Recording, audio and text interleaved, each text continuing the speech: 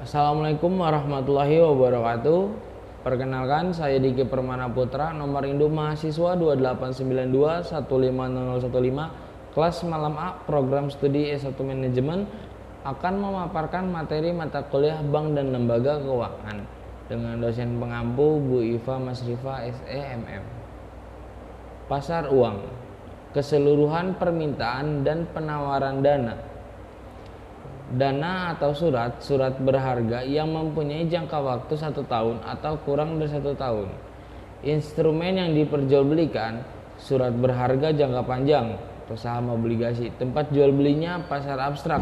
Fungsinya untuk memenuhi modal jangka pendek.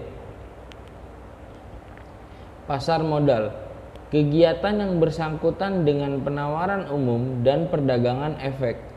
Perusahaan publik yang berkaitan dengan efek diterbitkannya, serta lembaga dan profesi yang berkaitan dengan efek instrumen yang diperjualbelikan, surat berharga jangka panjang, saham dan obligasi. Tempat jual belinya bursa efek. Tujuannya ekspansi perusahaan. Pasar hipotek.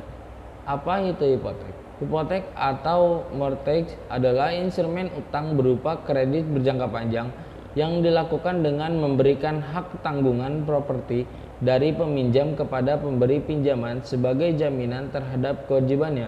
Selama periode tertentu, peminjam dapat membayar kembali pinjaman tersebut dengan cara mengangsur dengan bunga hingga lunas, hingga peminjam bisa memiliki properti sepenuhnya. Apa saja objek hipotek? 1. Benda-benda tak bergerak beserta segala kelengkapannya yang dapat dipindah tangankan. 2. Hak pakai atas suatu benda beserta segala kelengkapannya. 3. Hak numpang karang dan hak usaha. Bunga tanah yang dibayar dengan uang maupun yang dibayar dengan hasil tanah. 5. Bunga seperti semula. 6. Pasar yang diakui oleh pemerintah beserta hak-hak asli yang melekat padanya. Pasar nilai tukar atau valuta, pengertiannya, pasar valuta asing adalah tempat bertemuannya permintaan dan penawaran terhadap valuta asing. Aktivitas dalam pasar valuta asing berupa pertukaran valuta asing yang dilakukan perorangan maupun perusahaan atau pemerintah. Jenis-jenisnya ada pasar spot. Pasar spot adalah pasar di mana transaksi pertukaran valuta asing dilakukan untuk pertukaran yang segera, yaitu selambat-lambatnya 2 hari kerja. Pasar spot menggunakan kurs spot, kurs mata uang saat transaksi, atau nilai tukar berjalan suatu valuta. Pasar forward. Pasar forward adalah pasar berjangka yang mana transaksi jual beli valuta asing dilakukan untuk penyerahan di masa yang akan datang, atau penyerahan di luar area spot, dan kurs yang digunakan adalah kurs forward. Pasar future. Pasar futures adalah pasar dengan kontrak perdagangan valuta asing yang menetapkan besarnya volume perdagangan valuta asing pada waktu, harga, dan tempat tertentu yang telah disepakati.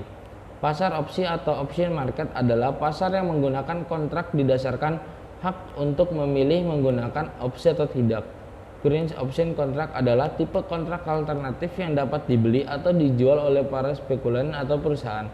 Fungsi transfer daya beli. Fungsi utama dari pasar valuta asing adalah transfer daya beli dari suatu negara ke negara lain dan dari satu mata uang ke mata uang lain. Fungsi clearing internasional yang dilakukan pasar valuta asing berperan penting dalam memfasilitasi perdagangan internasional dan pasar modal. Pemberi kredit perdagangan internasional sebagian besar tergantung pada fasilitas kredit. Eksportir mungkin mendapatkannya kredit pra pengiriman dan pasca pengiriman. Fasilitas kredit tersedia juga untuk eksportir. Penyediaan fasilitas lindung nilai. Pasar valuta asing menyediakan fasilitas hedging atau lindungan nilai mengacu pada perlindungan risiko. Mekanisme bagi eksportir dan importir untuk melindungi diri terhadap risiko fluktuasi nilai tukar. Sistem keuangan dan lembaga keuangan internasional. Dana Moneter Internasional atau IMF dan Bank Dunia adalah lembaga-lembaga dalam sistem perserikatan bangsa-bangsa. Keduanya memiliki tujuan yang sama, yakni untuk meningkatkan standar hidup di negara-negara anggotanya. Konferensi ini diselenggarakan untuk membentuk suatu rangka bagi kerjasama ekonomi dan pembangunan yang mengarah pada perekonomian global yang lebih stabil dan sejahtera. 1. Mandat IMF mendorong kerjasama moneter internasional dan menyediakan saran kebijakan dan dukungan pengembangan kapasitas untuk membantu negara-negara membangun dan mempertahankan ekonomi yang kuat.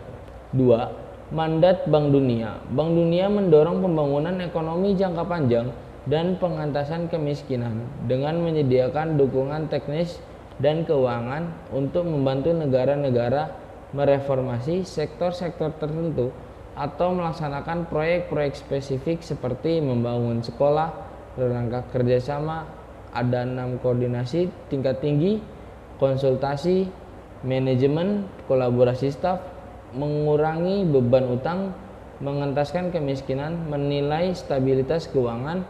Berikut referensi dari materi yang saya sajikan. Sekian dan terima kasih. Wassalamualaikum warahmatullahi wabarakatuh.